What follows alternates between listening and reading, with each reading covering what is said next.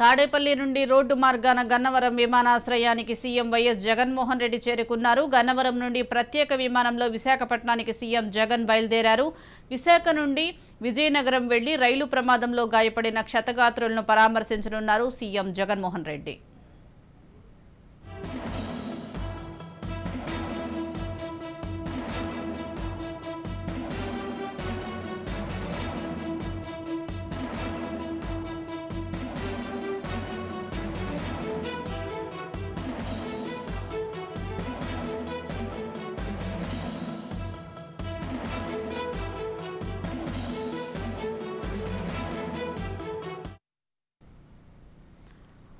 విజయనగరంలో రైలు ప్రమాదంలో క్షతగాత్రులను సీఎం జగన్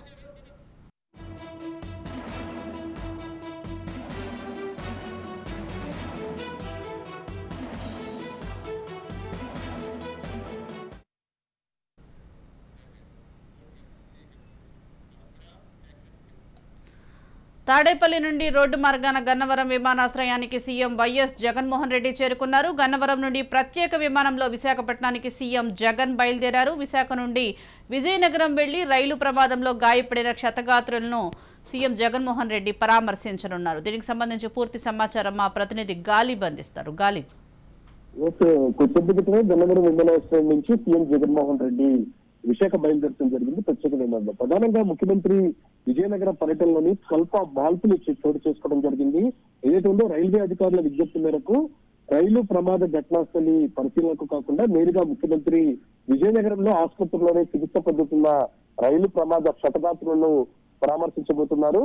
అయితే ఘటనాస్థలంలో ప్రమాదానికి గురైన బోగీలను తొలగించి యుద్ధ ప్రతిపాదన ట్రాక్ పొందుతున్న పనులు చేస్తున్న నేపథ్యంలో ముఖ్యమంత్రి ఒకవేళ యాక్సిడెంట్ జరిగిన ప్రమాద ఘటనా స్థలికి వస్తే ఈ పనులకు కొంత ఇబ్బందులు జరిగే అవకాశం ఉంది. దాంతో పాటు పెద్ద ఎత్తున క్షతగాత్రులు ఆ ప్రదేశానికి వచ్చి దాంతో పాటు ప్రమాద బాధిత కుటుంబాలు వచ్చి కొంత ఆందోళన దిగే అవకాశం ఉన్నట్లుగా రైల్వే అధికారులు గుర్తించారు.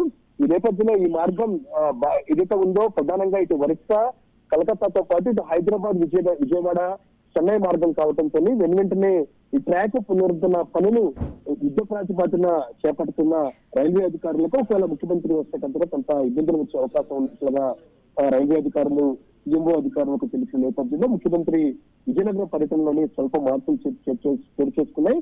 విశాఖ మరి కాసేపట్లో ముఖ్యమంత్రి చేరుకుంటారు. అక్కడి నుంచి నేరుగా ఆయన విజయనగరం వెళ్తారు. విజయనగరం ఆసుపత్రిలో చికిత్స పొందుతున్న రైల్వే ప్రమాద క్షతగాత్రులందరినీ కూడా ముఖ్యమంత్రి నేరుగా పరామర్శిస్తారు, వాళ్ళతో మాట్లాడుతున్నారు. ఇప్పటికే రాష్ట్ర ప్రభుత్వం చనిపోయిన కుటుంబాలకు 10 లక్షల ఎక్స్‌గ్రేషియాతో పాటు మరోపక్క తీవ్రంగా గాయపడిన వారికి 2 లక్షలు, దాంతో పాటు ఇతర రాష్ట్రాలకు చెందిన మరణించిన కుటుంబాలకు 2 లక్షలు, అట్లాగే గాయపడిన వాళ్ళకి 50,000 ఇప్పటికే రాష్ట్ర ప్రభుత్వం ప్రకటించిన నేపథ్యంలో ముఖ్యమంత్రి నేరుగా క్షతగాత్రులను కలవడంతో పాటు అక్కడ ఘటన ఏ విధంగా జరిగింది, 2 రైళ్లు ఒకటిపై ఒకటి వచ్చి ఏ విధంగా ఢీకున్నాయి, లైనింగ్ కి సంబంధించి ఎటువంటి ఇబ్బందులు ఉన్నాయి దానిపై కూడా ముఖ్యమంత్రి రైల్వే అధికారులను అడిగి తెలుసుకునే అవకాశాలు కనపడుతున్నాయి. కొత్తదిక్కున గన్నవరం విమానాశ్రయం నుంచి సీఎం జగన్ ప్రత్యేక విమానంలోనే విశాఖ బయలుదేరారు. మరి కాసేపు ఆయన విశాఖ చేరుకుంటారు. అక్కడి నుంచి రోడ్డు మార్గాన విజయనగరం వెళ్తారు. విజయనగరంలోని రైలు ప్రమాద బాధిత క్షతగాత్రులను నేరుగా ముఖ్యమంత్రి ఆసుపత్రిలోని పరామర్శించబోతున్నారు. గాలిబ్, క్షతగాత్రుల సంఖ్య ఎంతమందికి చేరే అవకాశం ఉంది? ఇప్పటి వరకు మృతులు ఎంతమంది ఉన్నారంటారు? అంటే ఇప్పటి వరకు మనకున్న సమాచారం ప్రకారం ఇటు రాష్ట్ర ప్రభుత్వం నుంచి కూడా అధికారికంగా లెక్కలు చూసినట్టయితే మొత్తం రైలు ప్రమాదానికి సంబంధించి 13 మంది ఇప్పటి వరకు చనిపోయినట్లుగా ప్రస్తుతం కొత్తబిడ్డతో విజయనగరం కలెక్టర్ ప్రకటించడం జరిగింది. ఇందులోని 11 మృతదేహాలను గుర్తించామనేది మాత్రం విజయనగరం కలెక్టర్ నాగలక్ష్మి ప్రకటించారు. అయితే జిల్లా ఆసుపత్రి విజయనగరం జిల్లా సర్వజన ఆసుపత్రిలోనే మొత్తం 38 చికిత్స పొందుతున్నారు. దాంతో పాటు విశాఖ కేజీహెచ్, ఎన్ఆర్ఐ, మెడికవర్ హాస్పిటల్లోనూ ఒక్కొక్కరు చొప్పున వైద్య చికిత్స కొనసాగుతుంది. వైద్య సహాయ చర్యలను నిరంతరం పర్యవేక్షిస్తున్నామనేది మాత్రం జిల్లా కలెక్టర్ ప్రకటించడం జరిగింది. అయితే మొత్తం గుర్తించిన 11 మృతదేహాలకు సంబంధించి పోస్ట్ మార్టం నిర్వహిస్తున్నారు. పోస్ట్ మార్టం పూర్తయిన వెంటనే బంధువులకు అప్పగిస్తామనేది మాత్రం రైల్వే కలెక్టర్ చెప్తున్నారు. అయితే 13 మంది రైలు ప్రమాదంలో మృతి చెందినట్లుగా అధికారికంగా కొత్తబెట్టుకుని విజయనగరం కలెక్టర్ ప్రకటించడం జరిగింది. అయితే 11 మృతదేహాలను మాత్రం ప్రస్తుతం వెలికి తీశారు. ఈ 11 మృతదేహాలకు సంబంధించిన ఎవరెవరు ఏ ప్రాంతం నుంచి వచ్చారనే దానిపై కూడా ఇప్పటికే గుర్తించినట్లుగా కలెక్టర్ ప్రకటించడం జరిగింది. ఆ కుటుంబాలకు మరి కాసేపట్లోనే మృతదేహాలను అప్పచెప్పారు. ఇంకా అక్కడ స్పాట్ లోని ఈ యాక్సిడెంట్ జరిగిన స్పాట్ లోని సహాయ చర్యలు ఇంకా కొనసాగుతున్నాయి. మరో 2 మృతదేహాలను కూడా వెలికించాల్సిన ఉంటుంది.